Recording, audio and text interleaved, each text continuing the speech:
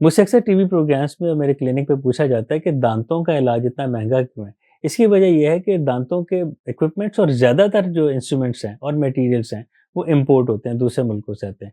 तो फिर जब ड्यूटीज़ व्यूटीज़ लगती हैं और हम जब डिस्ट्रीब्यूटर से लेते हैं, तो हमें वो काफ़ी महंगा मिलता है और सब्सिक्वेंटली वो हम पेशेंट से चार्ज ज़्यादा हमें करना पड़ता है।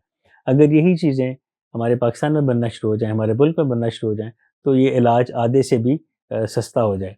लेकिन मैं आपको ये बात बताता चलूँ कि सारी दुनिया की निस्बत पाकिस्तान और हमारे एक दो और हमसाया ममालिक में ये इलाज सारी दुनिया से सस्ता है।